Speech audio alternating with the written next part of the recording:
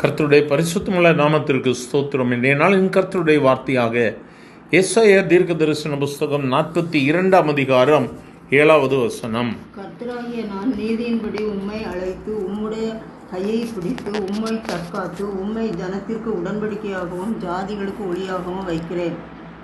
எனக்கு அருமையானவர்கள், இந்த இடத்துல வேதம் இயேசு கிறிஸ்துவை பற்றி சொல்லும் பொழுது உம்மை ஜனத்திற்கு உடன்படிக்கையாகவும் ஜாதிகளுக்கு ஒளியாகவும் வைக்கிறேன். நம் ஆண்டவராக இயேசு கிறிஸ்து ஒளியாக இருக்கிறார். அவர்கள் எவ்விதமான இருளும் இல்லை. இருளில் இருக்கிற ஜனங்கள் ஒரு பெரிய வெளிச்சத்தை கண்டார்கள். அந்த வெளிச்சம் என் ஆண்டவர் ஆகிய இயேசு கிறிஸ்து. அவர் ஜனங்களுக்குள்ள ஒரு உடன்படிக்கையாக வைக்கப்பட்டிருக்கிறார். உடன்படிக்கை நமக்கும் பிதாவுக்கும் இடையிலாக இயேசு கிறிஸ்து மத்தியஸ்தராக இருந்து நமக்காக அவர் பரிந்து பேசுகிறவராக இருக்கிறார். எனக்கு அருமையானவர்களை, இந்த நம்பிக்கையை கர்த்தர் இந்த நாளிலே நமக்குள்ளாக கொடுத்து கொண்டிருக்கிறார். இந்த வார்த்தைகளை கேட்டுக்கொண்டிருக்கிற எனக்கு அருமையானவர்களை, இந்த நாளிலும் கர்த்தர் உங்களை மேன்மைப்படுத்தும்படியாக விரும்புகிறார். ஒருவேளை இருளில் இருக்கிற ஜனங்களுக்கு அன்று வெளிச்சத்தை கொடுத்த என் ஆண்டவராக இயேசு இன்றும் வெளிச்சத்திற்கு உங்களை கொண்டு வருவார். அநேக காரியங்களில் ஒருவேளை நீங்கள் இருளில் சிக்கொண்டிருக்கலாம். இருளின் காரியங்களை மேற்கொண்டு விடுமோ என்று சொல்லி நீங்கள் கலங்கி கொண்டிருக்கலாம். ஆனால் கர்த்தர் உங்களுக்கு ஒளியாக இருக்கிறார். அவர் உங்களை விட்டு விலகுவதும் இல்லை, அவர் உங்களை கைவிடுவதும் இல்லை. தொடர்ந்து வேதம் மிகவும் அழகாக சொல்லுகிறது, நான் கர்த்தர், இது என் நாமம், என் மகிமையை வேறு ஒருவனுக்கும் என் துதியை விக்கிரகங்களுக்கும் கொடேன் என்று சொல்லி இருக்கிறார். கொடுக்க மாட்டார்.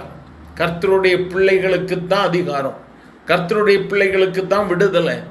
அவருடைய நாமம் உயர்ந்த அடைக்கலம், அவருடைய நாமம் பலத்த துருகம். இயேசு என்ற வார்த்தையை நீங்கள் உச்சரிக்கும் பொழுதே இந்த வார்த்தை அற்புதத்தை செய்யும். எனக்கு அருமையான தெய்வ பிள்ளையே, இயேசு என்கிற வார்த்தையை சொல்லும் பொழுதே இதயத்தின் ஆழம் நடுங்க வேண்டும். ஐயோ, சர்வ வல்லமை உள்ள தேவனை நான் அழைக்கிறேனே பெயர் சொல்லி என்று சொல்லி. அவர் கர்த்தர், அவர் மாறாதவர். அவருடைய பெயர் ஒரு நாளும் அழிந்து போகாது. அழிக்க நினைத்தவர்கள் அழிந்து போவார்கள். ஆகவே இந்த நாளிலும் சோர்ந்து போயிருக்கீங்களா, பலவீனப்பட்டிருக்கிறீங்களா? அவில இயேசுவை நோக்கி பார்க்கலாம், அவரை நோக்கி கூப்பிடலாமா? எங்கள் அன்பின் ஆண்டவரை, ஆசீர்வதிக்கப்பட்ட இந்த நல்ல காலை வேளைக்காக நன்றி. பலவிதமான சோர்வுகள், பலவிதமான வாழ்க்கையின் இருள்களின் மத்தியில் இந்த வார்த்தையை கேட்டுக்கொண்டிருக்கிற உம்முடைய பிள்ளைகளுக்கு நீர் ஒளியாக இந்த உலகத்தில் வந்திருக்கிறீர். எங்களுக்கு யார் உண்டு அப்பா? நீங்க தானே எங்களுக்கு உதவி செய்யணும். இந்த நாளிலும் கண்ணீரோடு இந்த வார்த்தையை கேட்கிற உம்முடைய பிள்ளைகள் யாரா இருந்தாலும் இன்று அவர்கள் விடுதலை பெறுவார்களாக. அவர்களுடைய சோர்வுகள் மாறட்டும் ஆண்டவரே. நீண்ட நாளின் ஜெபத்திற்கு இன்று என் தேவன் பதில் கொடுத்து விடுதலையை கட்டளையிடுகிறதா இவருக்கு ஸ்தோத்திரம். ஆசீர்வதியும் இயேசுவின் நாமத்தில் பிதாவே. ஆமேன், ஆமேன்.